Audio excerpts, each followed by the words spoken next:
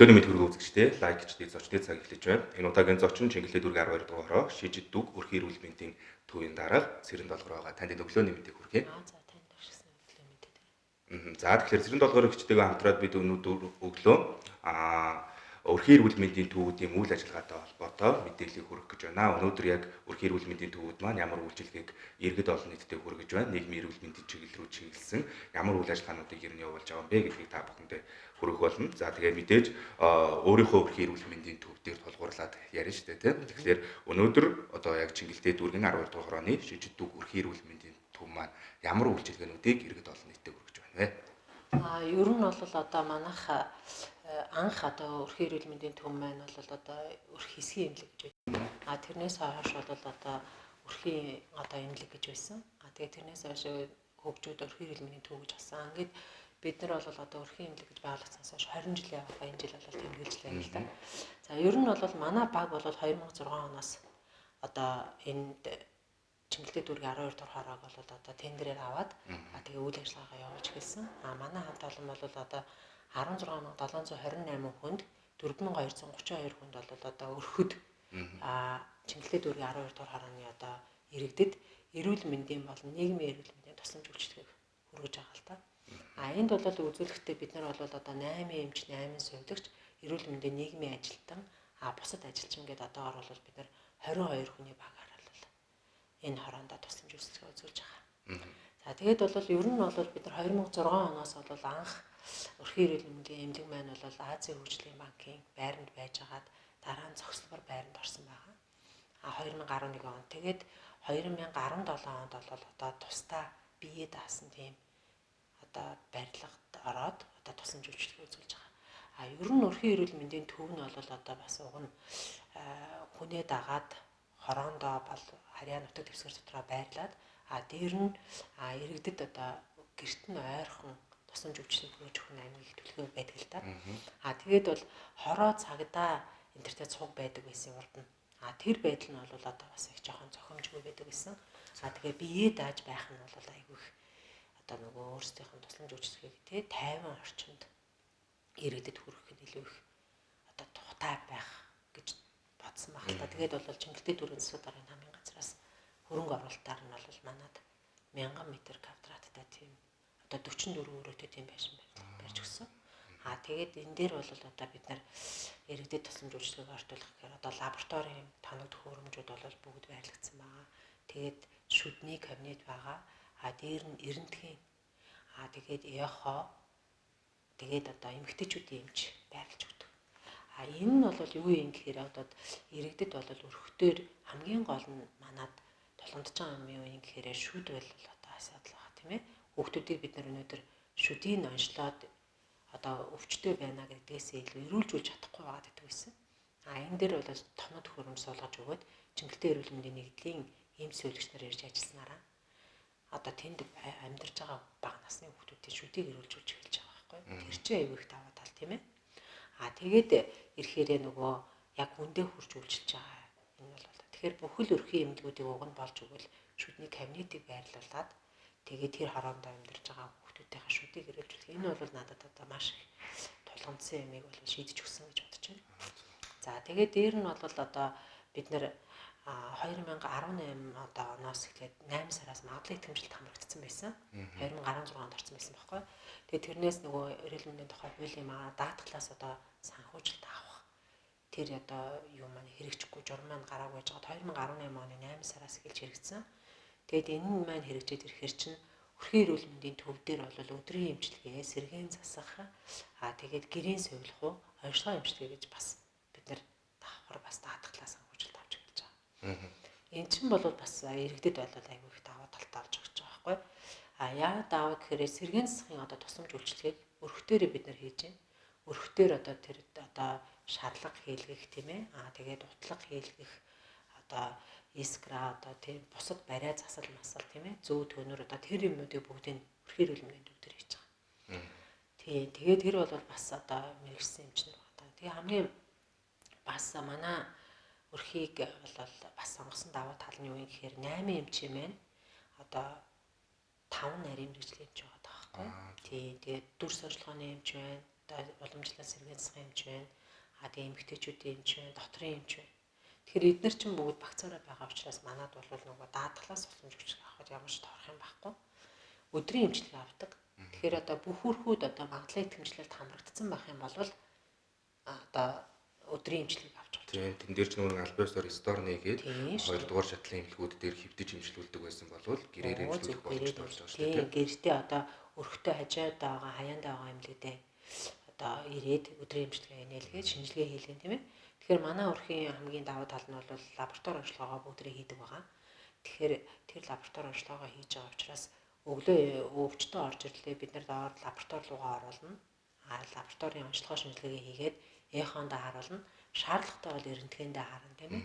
Тэгэхээр бүх юмчнуудаа хийгэнгүүтээ өдөр 1-2 цагт бүх хариунууд гараад ирэхэд эмчтэрээ бариад ороод ирдэг байхгүй.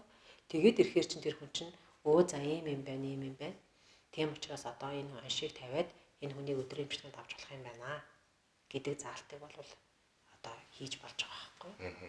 Тэгэхээр таны одоо ярианаас сонсгол шижигдүг өрх эрүүл мэндийн төвийн хувьд бол маш өргөн цар хүрээтэй иргэдэд бол хамгийн ойр одоо үйлчилгээнүүдийг үзүүлж эхэлсэн байна гэж ойлгогдож байна. Тэгэхээр өрх эрүүл мэндийн төвүүдийн нийтлэг байгаа зүйл бол үйлчилгээнүүдэд ер нь бол үзүүлж байгаа. Одоо магадлал итгэмжлэгдэх юм бол бас тодорхой үйлчилгээнүүд нэмэгдэнэ. За тэгэхээр тэр юм үйлчилгээнүүдийг үзүүлээд ирэхлээр нөгөө нэг орон байрны асуудал яригдаж эхэлдэг. Одоо өрөө таслахаа хүрэлцэхгүй. Дахиад нэг одоо үйлчилгээ нэмэлт явуулъя гэхээр дахиад нэг өрөө гаргах боломжгүй болчихдог. Иймэрхүү зүйлүүдийг ярьж идэг л да. Тэгэхээр танаа өрх эрүүл мэндийн төвүүд бол бас дүүргээс ээж тэр тийм тусарч дэмжиж ингээд томоохон бас өрх эрүүл мэндийн төв гэхэд тэр чинь 22 өрөө тасалгаатай гэдэг бол нэлээд бас том болж штэ тийм. Тэгэхээр ийм тусламжийг үзүүлснээрээ иргэд маань бас илүү одоо тав тухтай байдлаар тийм үйлчилгээнүүдийг авах боломжтой болсон болов уу гэж бодож байна. Тэгэл байх уу? Ер нь бол нэг жоохон цогцлбор байранд байж байгаа өрхүүд аюу тавчуу байдаг шүү дээ тийм ээ. Тэг өрөө таслах бүгд л ер нь баг тэр үндэ байгаа. Ер нь бол тэрэндээ байгаад байгаа шүү дээ. Одоо ерөнхийдөө бол нөгөө там байранд оруулах шийдлүүд бол гарч эхэлж байгаа. Одоо нөгөө нэг ТК-гийн Туркийн хөрөнгө оруулалтаар ТК-гийн хөрөнгө оруулалтаар одоо юун дээр бол сонгоо харахын дүүрэг тийм ээ, Сүхбаатар дүүрэг, Чингэлтэй дүүрэг гэдэг ингээ одоо барилгууд нь баригдчихсан. Тэгээ одоо бараг ашиглалтанд ороход бол ер нь бэлэн болсон байгаа шүү. Тийм, тустай эмнэлгүүд бол орж байгаа. Тийм, тэгээ та бас нөгөө хэлсэн давуу талын хувьд бол иргэд маань амгалан тайван одоо үйлчлэгийг авах боломжтой гэж. Өнөөдөр бол өрх эрүүл мэндийн төвүүд хороотоогоо цугтаа байж байгаа, цагдаатайгаа цугтаа байж байгаа тийм. Тэгэхээр чин нөө эрүүл одоо согтуур мэдэгдэхгүй улсууд тэрийгээр бужигнаад байдаг өвдөж зовоод эмнэлэгтээ үзүүлмээр байхад чинь за нэг бол янз бүрийн үйл ажиллагааны зохион байгуулагдаад хин мэдэгдэхгүй их толгойн мэдэгдэхгүй бас бужигнжээдэг өдрүүд байж байдаг шүү дээ. Тийм ээ. Ерөнхийдөө бол нөгөө хороо цагдаатай болж байгаа ч гэсэн тэр чинь бол тустай ордог хаалгатай. Тийм ордог хаалгатай. Тэгэхээр тэр чинь нэг хашаанд байгаа учраас бас яг нь өөрөөний хүрэлцээ бол аюу. Ерөнхийдөө бол одоо бол анхан шатнд бол ерөнхийдөө бол бараг 2 дахь шатлын ажлуудыг бол хийж байгаа шүү дээ. Тий. Одоо тэгээд ерөнхийдөө сэргээн засах, тэгээд дээр нь одоо лаборатори онцлогоо тийм ээ. Ер нь бол анхан шат бол энэ аюул ажиллагааг ерөнхийдөө хийх ёстой байхгүй. Хийгээд хүмүүсийгээ өнөөдөр үнэхээр одоо онцлоод хийгээд болохгүй байгаад байх юм бол одоо 2 дахь шат руу илгээдэг тийм ээ. Энэ системд манайх бол орж байгаа нь бол аюу сайшаалтай тий. Тэгээд жоохон удаан л байна л да. Гэтэ одоо нөгөө эрүүл мэндийн төвүүд одоо энэ үйл ажиллагаанууд нь улам өргөжөөд иргэдэд үйлчлэгээнүүд нь нэмэгдэхийн хэрээр нөгөө 2 3 дугаар шатлын эмнэлгүүдийг чаачаал асар ихээр буурч эхэлж байгаа шүү дээ тий. Иргэд маань очиод очрлоод хэд өдрийн өмнө очролдог, хар үүрээр очиж очролдог. Тэгээд нэг шээс одоо цусны шинжилгээгээ л өгдөг байлаа шүү дээ. Тэгэхэд чинь өнөөдөр зүгээр гэрийнхаа иргэд байгаа өрх эрүүл мэндийн төв дээрээ бүх төрлийн бараг шинжилгээнүүдийг хийжээд өнөөдөр одоо тухайлах юм бол шижигдүг өрх эрүүл мэндийн төв дээр ямар шинжилгээнүүдийг одоо шууд яг иргэдтэй авч байна. Одоо бол юм шүү дээ. Шээсний шинжилгээ байна, өндөгний цусны шинжилгээ байна, тий, биохим байна. Тэгээд одоо бусад одоо БЦ вирус байна. Дох, серлог, тэгээ сахар, холестерин, өөх тос гэл одоо бүх шинжилгээнүүдийг бол авч байгаа шүү дээ. Тэгэхээр чин бол айгүй их өргөн хүрээтэй болчихно. Хүмүүс чинь тийм заавал 3 дугаар шатлал дээр одоо очиж очрлоод авах шаардлага байхгүй. Өнөөдөр бол тэгээд өглөө за 8:30-аас ажил эхэллээ гэж бодоход чинь за 8 цаг дээрээ шинжилгээг авуулаа гэхэд бол манай хорооны иргэд бол ерөөсөж чөлөөдөж бүгд ирээд бүгд буцах юм байхгүй бүгд шинжилгээг аваад явна. Тийм давуу талтай баг шүү. Бас нэг зүйлийг бас иргэдэд тодтогч хэлсэн зөв байх. Өрхийн эрүүл мэндийн төвүүдийг яг улсын одоо эмнэлэг гэж ойлгох хүмүүс байдаг. Төрийн үйлчилгээний одоо эмнэлэг гэж ойлгох хүмүүс байдаг. Гэтэ яг үнэндээ энэ бол бас хувийн хвшлийн эмнэлгүүд байгаа шүү дээ, тийм ээ. Менежментийн хувьд бол тодорхой хэмжээнд нөгөө нэг төрөлтөө уялдаа холбоотойгоор ард иргэдэд үйлчлэх гэсэн гэрээний дагуу ажиллаж байгаа ийм эмнэлгүүд байдаг. Энийг таваас тодруулж хэлж өгөөч, яг үүргийн хувьд бол яг амархуу заалтууд дээр ингэж ажиллаж байгаа үлээ. Ер нь бол өрхийн эрүүл мэндийн төвөө нь бол одоо нөгөө бие биеийн нөхөрлөл гэдгээр явдаг. Энэ нь болохоор нөгөө нэг ашигын бус байгуулга байхгүй юу? Ашигын бус тэгэхээр нөгөө хувийн хвшлийнх мөртлөө гэрээгээр төрийн үйл ажиллагааг гүйцэтгэж байгаа тийм ээ. Тэгэхээр нөгөө нэг гэрээгээр гүйцэтгэж байгаа бид нар төрийн ажлыг бол яг гэрээгээр гүйцэтгээд иргэнээс ямар нэгэн төлбөр авахгүйгээр тийм ээ үзүүлээд тэгээд нэг иргэнээрээ тооцсон санхүүжилт авч байгаа л да. Тэгээд дээр нь бид нар бол бас санхүүжилтийн асуудал бол бас одоо жил одоо эх жилээс бол бас нэмэгдэх сургалтал байгаа даа тийм ээ. Тэгэхээр бас бид нэг хүнд одоо ногдох мөнгийг бас нэмж магадгүй юм мэдээлэл байсан тийм ээ. Тийм мэдээлэл байгаа даа. Би бас тэрийг сайн мэдэхгүй байна. Ерөнхийдөө бол бид нарт бол бас даатгалаас мөнгө авахаас боломж бас гараад байгаа байхгүй. Тэгэхээр ч бас айгүй ололттой. Тэгэхээр магадлал итгэмжлэлтэй өрхийн эрүүл мэндийн төвүүд бол бас даатгалаас мөнгө авч байгаа. Тэгээ өнөөдрийн хувьд бол нэг иргэнийг 17 мянгаар тооцож байгаа тийм. Жилийн хугацаанд нэг иргэнд 17 мянган төгрөгөөр эмнэлгийн тусламж үйлчилгээ бүх төрлийн үйлчилгээнүүд өгүүлж байгаа. Энэ бол нэлийн бага тоо болж ирж байгаа байхгүй бүтэн жилийн хугацаанд гэхлээр тийм. Тэгэхээр энийг тавс жоохон тодруулж хэлж өгөөч. Энэ 17 мянган төгрөгөөр нэг иргэнд үзүүлэх үйлчилгээ тийм жилийн хугацаанд үзүүлэх үйлчилгээ хэр одоо боломжтой байна. Ер нь та бодоод үзэлтэй тий 17 мянгаыг чинь 12 сардаа хуваагаад үзэж тийм ээ. За нэгийг тэгээ бодоход нэг хүнд бол 1300-аас 1400 сардаа шүү дээ. Сард 1300-аас 1400 тасалж. Тэгээ зарим нь бодож л байгаа хэл та тий.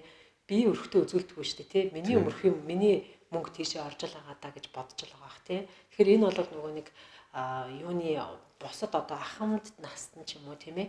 Таны хүүхэд тийм ээ дархлаажуулалтанд орж байгаа ч юм уу тий. Ингэж аав ээж ч үзүүлээд эм тариагаа бичүүлж байгаа ч юм уу. Энэ бүгд л өрхөөр дамжиж байгаа байхгүй. Тэгэхээр нэг хүн сардаа болвол тэр бол ахмад өндөр наснд дархлаажуулалт хүүхэд үзүүлж байгаа бол давтамж нь айгүй олон байгаа шүү дээ. Та бол өнөөдөр ирэхгээр ирэхгүй гэж болно тийм ээ. Тэгвэл цаана нь нөгөө тэгш ирэхээрээ бол нэгэн нийтийн төлөөний нийт нэгэн төлөв манай даатгал чинь тийм юутай байгаа шүү дээ. Нийгмийн даатгалтай адилхан л. Тэгэхээр чин тэр үйлчлэлээрээ бол байж байгаа. Гэхдээ бодоод үзэхэд бол нэг хүн 1300-аас 1400 төгрөгөөр хизээч хаач үзүүлээд эм тариа бичүүлээд нэг тавилын эмний мөнгөнд хүрхгүй байгаа шүү дээ. Тэгэхээр бид нар тэг чинь өнөөдөр лаборатори онцлогоог нь хийж чинь, яхог нь хийж чинь тийм ээ, эрдэнэтгээ хийж чинь. Ингээ бүх юмнуудыг хийгээд тэр хүн ямар ч мөнгө төлөхгүйгээр даатгалаараа эмчтэрээ орж зөвлөгөө аваад явж байна. Тэгэхээр ер нь бол одоо өрхтөр бол одоо их мэдлэг чадваргүй одоо хүмүүс эмч нар аягүй их байна гэж хүмүүс хандж байгаа. Одоо бол тийм биш болж байгаа гэж би бодож байна. Итгэж чинь яагаад гэвэл одоо өрх бол хөгжинэ. Цаашаа бол яагаад гэвэл анхан шатыг бид нар эрүүл мэндийн салбар дээр хөгжүүлж ээж 2 дахь 3 дахь шатал дээр ачаалал багасаад дээр нь одоо иргэд маань ч гэсэн одоо гэртээгээ ойрхон тусламж үйлчлэгээ аваад тийм ээ тэгвэл сэтгэл ханамж аягүй сайжраад айтайхан болж байгаа байхгүй. Тэгэхээр бид нар анхан шатан дээр одоо юу анхаарах вэ гэхээр одоо эмч эмнэлгийн ажилчдынхаа мэдлэг боловсрол сайжруулах хэрэгтэй. Тэгэхээр чинь бид нар өөрсдөө одоо 8 эмч байлаа ч гэсэн ажлынхаа хажуугаар нөгөө эмчийг эрсдэлж одоо манайх чинь одоо лабораторийн онцлогоо шинжилгээнд бол одоо бие дааж өөрсдөө шинжилгээг авч байгаа учраас лабораторийн эмчээ бэлтэж байгаа. Тэгээд лабораторийн эмч зөвлөгчөө бэлтэнэ. Тэр энэ хүмүүс маань одоо боловсон хүч манай боловсон хүч бэлтгэдээд гараад иж. Одоо өнөөдөр дүр санчлагын дээр одоо манайх өөрсдөө бэлтсэн эмчээ яахан дээр эрдэнэтхэн дээр ажиллаж байгаа байхгүй. Түүнээс биш бол одоо бид нар гадаас тэр эрдэнэтхэн дээр ажиллах эмчийг яахан дээр ажиллах эмчийг хайгаад явна гэх юм бол бас боломжгүй бүтэмжгүй болж таа. Тэгэхээр өрхийн эрүүл мэндийн төвүүдийн хувьд бол эмчилгээний хувьд бол тогтмол одоо өөрснийхөө боловсон хүчний мэдлэг одоо чадварыг дээшлүүлж яхаас зайлшгүй шаардлагатай байдаг байх л та. Ягаад гэвэл одоо энэ шинжилгээ ухаан эрүүл мэндийн салбар бол тогтмол өөрчлөгдөж байдаг шинэ төрлийн өвчнүүд бий болж байна тийм. Тэгэхээр эмчнэр маань яг хамгийн түрүүнд иргэдтэй тулж ажилладаг одоо яг өрхийн эрүүл мэндийн төвийн эмчнэр маань л өндөр боловсрол мэдлэгтэй байж иж иргэдтэй үйлчлэн шүү дээ тийм. Тийм иргэд чинь ерөнхийдөө бол одоо мэдээлэл анхалж ирж байгаа эмчнэр дээр ирж байгаа учраас тэр эмч маань мэдлэгтэй байхгүй бол өнөөдөр тэр шиг зөв уншилж гэнэ үү хаашаа илгээж гэнэ үү тэрэн дээр айвих юу болж байгаа. Гадаад орнуудад бол одоо өрхийн эмчнэр нь бол маш их том эрхтэй гэдэг шүү дээ тийм ээ. Тэр даатгалыг бол өөр төр авцсан. Үнэхээр энэ хүн олгоо хийх ёстой бол олгоо яхад тэр өрхийн эмчээс зөвшөөрөл авдаг гэж одоо бид нар сонсч байсан тийм ээ. Тэгэхээр тиймэрхүү байдлаар одоо шилжих нь ч одоо хайн. Гэтэл болол маш өндөр мэдлэгтэй байхгүй бол өнөөдөр ард иргэд маань бол одоо хамгийн түрүүнд л очиж байгаа учраас хамгийн түрүүнд очиж байгаа учраас тэр чинь энэ дээр өнөөдөр энийг ийшээ явуулах би хэмжилж болох нь үгүй юу гэдгээ бас анализ хийх нь чухал байхгүй. Тэгээд одоо бас нэг үе бодох юм бол яг өрх эрүүл мэндийн төвүүдээр үйлчлүүлж байгаа иргэдийн хувьд бол сэтгэл ханамж нь бол нэлээд дээгүүр болчлоо. Нэг хэсэг бол орон байрнаасаа болдог байсан байж магадгүй. За нөгөө хүмүүс маань бас яг өрх эрүүл мэндийн төвөөс ямар үйлчлэг авах ёстойгоо мэддэггүй байсан байж магадгүй. Тэгээд нийгэмч өөрөө нэлээд стресстэй байсан байх. За тэгээд тэндээс шалтгаалаад иймэрхүү яриануд байсан бол одоо сүүлийн үед одоо ялангуяа шинжилгээнүүдийг өрх эрүүл мэндийн төв дээрээс өгөж одоо авч эхэлснээрээ иргэдийн хувьд бол сэтгэл санааны хувьд одоо өрх эрүүл мэндийн төвдөө үзүүлж байгаа итгэлийн хувьд ч гэсэн арай өөр болж ирж байгаа болов уу гэж миний хувьд бас хараад байна. Ер нь бол бас ганц өрхтөрөө ингээд хийгээд байхгүй тийм ээ. Бид нар өнөөдөр мобиль технологи гэдэг одоо тийм зөврийн яхаа зөрхний бичлэг тийм ээ. Тэгээд тестүүд аа. Тэрийгэ бариад нөгөө хурж үйлчилж чадахгүй байгаа тэр айлуудаар явж байгаа шүү дээ. Тэгэхээр тэр чинь өнөөдөр бид нар одоо захын одоо оролт бид нар гэр оролт ажиллаж байгаа шүү дээ. Тэгээд бүр уулан дээр байгаа өнөөдөр би хаягаа мэдхгүй тий. Тэгээд хаана хандхаа мэдхгүй тийм хүмүүс зөндөө ирсэн. Газар нутгийн хувьд бол яг хороондоо байгаад байдаг. Өнөөдөр бичиг баримт байдгүй. Дээр нь нөгөө даатгалаа төлөөгөөч гэдэг юм уу тий.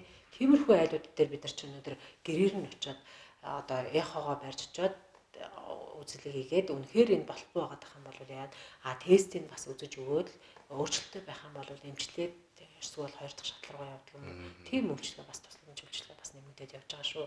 Ер нь бол анхан шатны эмнэлэг маань сайжраад байгаа, өрх маань сайжраад байгаа учраас иргэд маань хүртэл бас өөрсдийнхөө өрх рүүгээ бас хандаж тий бас юу хийгээд байна эдэр маань тийм ээ бас орж тойрж явж ахын зүйтэй болов гэж бодож байна л да. Тий хүмүүс одоо шууд л одоо хувийн шинжилгээ ажиллагооны газрууд гэдэг юм уу эсвэл хувийн эмнэлгүүдээр үйлчлүүлэхийг боддог бас болчих зарим хүмүүсийн хувьд бол гэхдээ тэр хувийн эмнэлгүүдээр яваад одоо цаг нараа алдаад гэдэг юм уу тий санхүүгийн хувьд ч гэсэн тэнд мөнгө төгрөг төлж байхын оронд өрх эрүүл мэндийн төв дээрээ ороод ер нь ямар үйл ажиллагаанд явуулаад байгаа юм бэ? Өрх эрүүл мэндийн төв дээрээ бид нэр ямар үйлчлэгүүдийг авах боломжтой юм бэ гэдгийг нэг үзсэн зөв байх гэж би бодож байна. Тий одоо жишээ нь хувийн эмнэлгүүдээр зөндөө ингээ яваад байна тийм ээ. Тэгэл одоо БЦ вирустэй хүмүүс байна шүү дээ. Тэд нар чи хувийн эмнэлгүүдээр ингээл яваад зөндөө явж ирсэн аа. Айгүй их мөнгө шаардаад ирэнгүүт буцаад ирдэг. Одоо ингээд инээр өрхтөр юм байдаг юм биш үү? Та хэд маань ингээд үзээд өгөөч би энийг ингээд ойлгохгүй байна гэдэг. Тэгэхээр нь орж ирэхээр бид нар та одоо эхлээд ингээд програмд орсон байх хэрэгтэй тийм ээ. Тэгээ шинжилгээг нь яагаад програмд ор тэр хүнч нөгөө хувийн эмнэлэгт үзүүлэлтэйгээд нөгөө БЦ вирусын програмд ордоггүй байхгүй юу? Тэгэхээр ч айгүй учир дутагдaltaй байдаг. Бид нар ингээд шинжилгээ авч байгаа ч гэсэн бас бид нар дээр ирэхгүй ч юм уу өдрөөр ингээ гэрээр нь явахаар байхгүй байгаа айлууд байгаа шүү дээ тийм хүмүүс хүртэл одоо нөгөө програмд ордог. Хамгийн гол нь би БЦ вирусын шинжилгээ өгж байгаа хүмүүс өрхтөрөө өгчөөж өнөөдөр үндсэн Монголын одоо үндэсний нөгөө програмд ордог шүү. Мэдээллийн санд орно гэсэн үг шүү дээ тийм ээ. Энэ юугаар бас дамжуулаад хэлчихье тий. Тэгэхгүй нөгөө хувийн эмнэлгүүдэд яваад идэг. Өнөөдөр нөгөөх нь програм үндсэн одоо манай эмнэлгийн програмд орохгүй байгаад хахаар тэр хүн чинь БТ вэ нү ЦТ вэ нү дараа нь яаж эмчилдэг вэ гэдэг нь ерөөс тодорхой болчихдог байхгүй. Тий, тэгээд тэр шинжилгээний хувьд бол бас иргэдтэй хэлэхэд зүгээр л өрхийн эрүүл мэндийн төвдөө та нэг зав гаргаад хагас цагийн зав гаргаад яваад авах болчихно. Тэн дээр бол сорилыг аваад тэр дор нь гаргаад өрхтөр нь шууд шинжилгээнийх нь хариуг нь тамхтаа бичгтээ бүгдийг нөгчнө. Тэгээд хэрвээ сөрөг эерэг айлнж гарсан бай дараагийн одоо чиглэлүүдийг чинь гаргаад өгнө. Яаж эмчлэг арга одоо замыг чинь заагаад өгнө. Тийм учраас та бүхэн бол яг нийлэгний БЦ-ч бай, одоо нөгөө бусад шинжилгээнүүд ч бай, тий бүх шинжилгээнүүдийн хувьд бол өрхийн эрүүл мэндийн төв дээр өгөх юм бол түргэн шуурхаа цаг нараа алдахгүй, ажлаа алдахгүй өгөх боломжууд нь бүрдсэн байна. Тийм шүү дээ. Одоо жишээ нь БЦ вирусын шинжилгээ өглөө гэдгэлээ эрүүл гарлаа тий.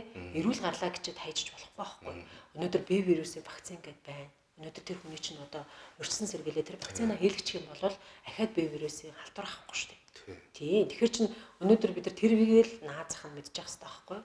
Залуу хүмүүс бол тэр тал дээр ерөөсөө мэдлэг байхгүй. Өнөөдөр би бол энүүгээр дамжуулаад бас хэлэхэд өнөөдөр сайт одоо ингээд сошиал ингээд аюул хөгжсөн байгаа боловч маш их сайн тэрнээс зөвлөл мэдээлэл авах нь чухал байхгүй.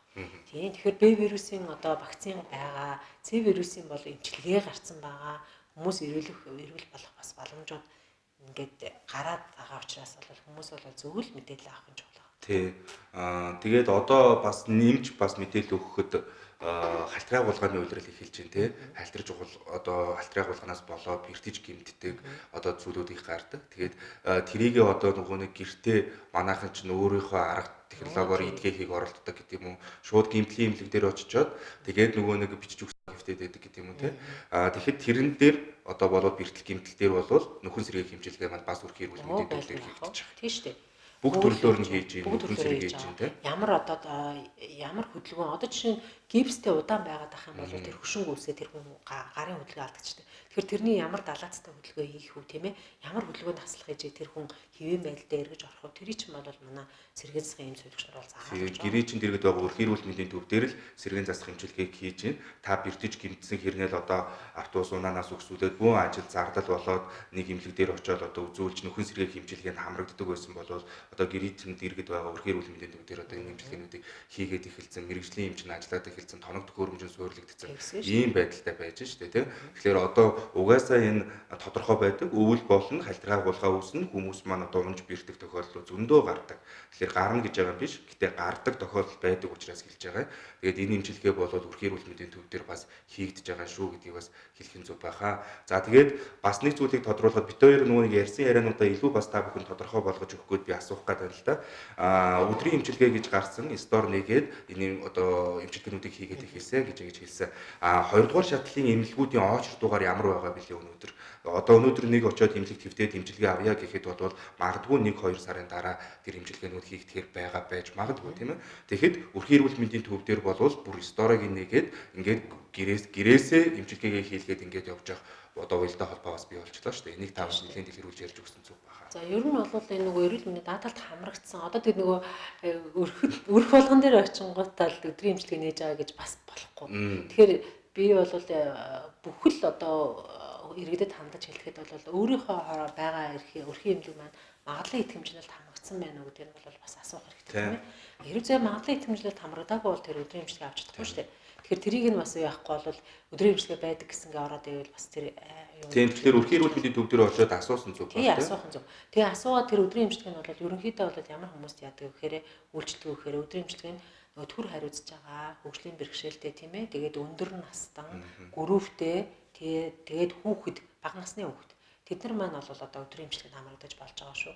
Ер нь бол бид нар бас даатгалд бол бас санал бодлоо бол бас илэрхийлсэн. Яагаад гэвэл өнөөдөр бид нар ажил хийж байгаа хүмүүс яагаад өдрийн имчилгээнд хамрагдаж болдгоо юм бэ?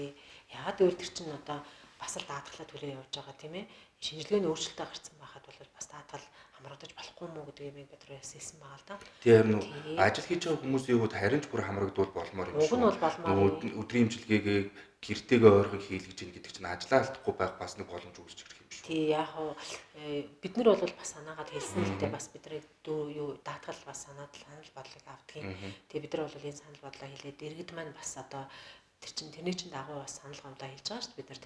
Тэгээ бид нар бол ингээ ажил хийж байгаа хүмүүс бас өдрийн имчилгээнд хамрагдъя гэсэн санал бодолтой байна гэдгсэн чинь тэгээ бид нар энэ саналыг чинь авлаа л гэж хэлсэн. Тэгээ одоо хизээ хэрэгжих нь бол бид нар л мэдэхгүй л байгаа л да. Тэгэхээр яварсан бол өнөөдрийн хувьд бол тодорхой зорилтод бүлгийн хүмүүсүүд зорилтод бүлгийн хүмүүс яцсан маа шүү дээ. Ахмад настай байна, хүүхэд байна тийм ээ. Тэгээ хөгжлийн бэрхшээлтэй төр хариуцж байгаа тийм хүмүүс бол өдрийн имчилгээ өрхтөр очно гэдэлээд стор нэлгэн. Тэгээд өрхийн эрүүл мэндийн төвүүд нь бол бүгд эм тариагаа татж байгаа тийм ээ. Тэгээ эм тариагаа татаад тэр оншиндоо тохирсон одоо имчилгээгээ бол ерөнхийдөө болол хийгдэж явж байгаа шүү.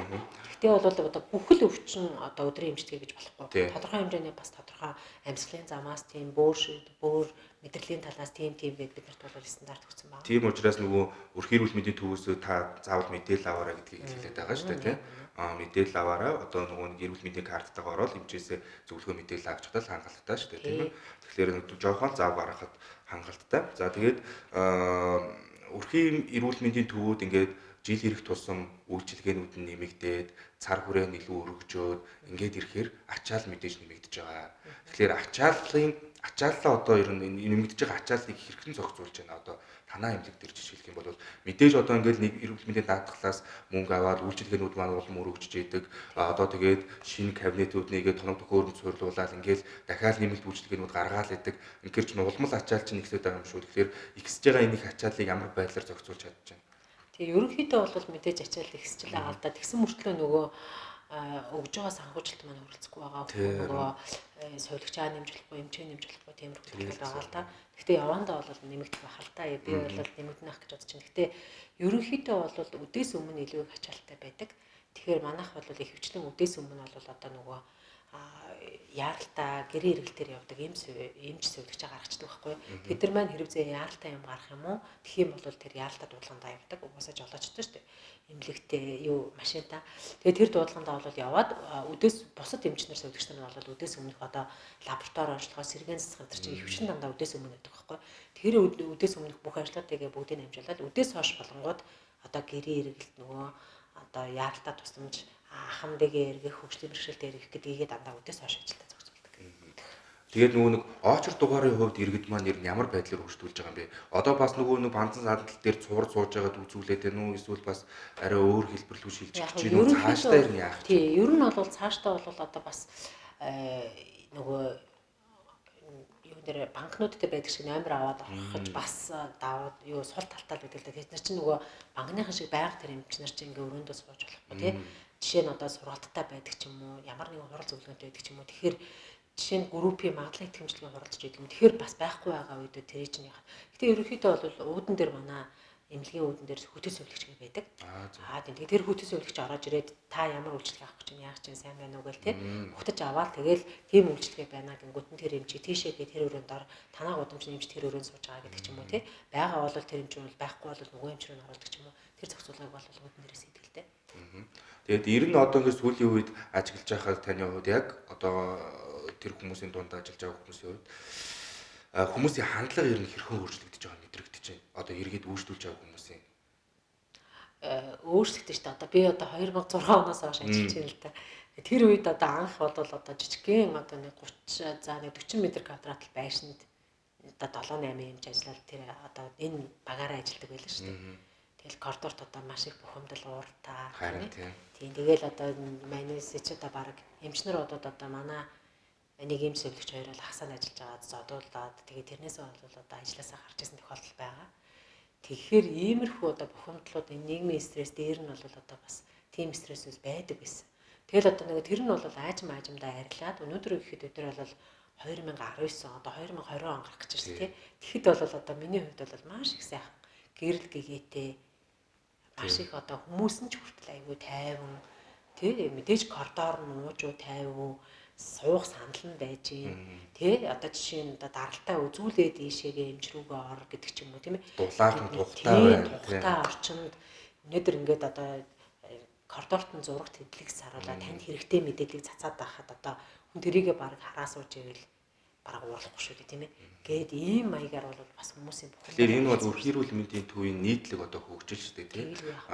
Таны саний хэлдэг 2006 оноос хойш гэхэд 13 жилийн хугацаанд маш сайхан болж хөгжиж байна. Тэгэхээр мэдээж цаашдаа ч гэсэн улмал хөгжиж илүү иргэдтэй ойрхон үйлчилж эхлэх байх гэж бодож байна. Тэгээд танаас бас асуухад одоо бас нэг үрхийрүүл мэндийн төвийн ялангуяа одоо энэ жишг болж хөгжиж байгаа энэ үрхийрүүл мэндийн төвийн дарга хамгийн хувьд асуухад ер нь үрхийрүүл мэндийн төвүүдийн хөгжил хааш яваад байна. Цаашдаа ер нь ямар байдлаар хөгжих юм бэ? Эсвэл ямар байдлаар хөгжөөсөө гэж та ер нь бодож байгаа вэ? Ер нь бол яах вэ? Бол одоо бол бид нар бүр ингээд өвчин туссан байгаа хүнийг бид нар яагаад одоо үзэл онцлол ингээд явуулаад байна л да. Ер нь цаашдаа бол одоо нийгмийн эрүүл мэндэ илүү төлөв хөгжүүлээд хүмүүсийг урьдчилан сэргийлж өвдөхөөс өмнө урьдчилан сэргийлэх нь чухал байхгүй. Тэгэхгүй одоо ингээд өвдсөн хойно одоо энэ бол ингээд айгүй айжм явагдаад байна л да.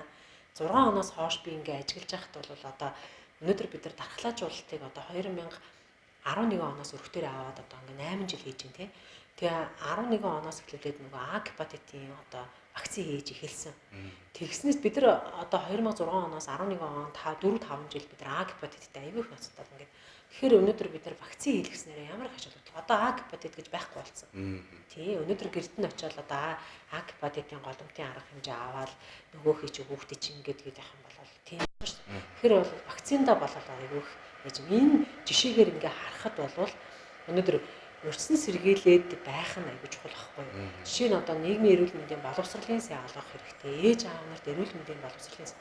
Тэр үед одоо вакцина хийлгэхгүйгээл бид нар чи араас нь хөөцөлтөл одоо тэгтээ яг одоо ч гэсэн бас хөөцөлдөж лээ л да. Тэгтээ тэдний боловсрол нь сайжраад ингээд мэдээлэл нь сайжраад ах юм бол өнөөдөр одоо тэр хүмүүс ч хүүхдүүдэд вакцинад хамруулад авах юм бол өнөөдөр өвчин тусам багассан шүү дээ. Тэгэхээр эрүүл мэндийн боловсрол ер нь сүүл рүүгээ болоод нийгмийн эрүүл мэндийг илүү төлхөө хөгжүүлэх нь чухал байна. Өнөөдөр лаборатори онцлогоо яхаа ингээд байгаа ч гэсэн энд бол урьдчилан сэргийлж хүн маань одоо за би улиралд нэг удаа ч юм уу хагасжилт нэг удаа биеийн шинжилгээ заавал өгчөөс өөрийнхөө өвчнийг илрүүлэх ёстой шүү гэж ирдэг болох хэрэгтэй байхгүй юу? Тий.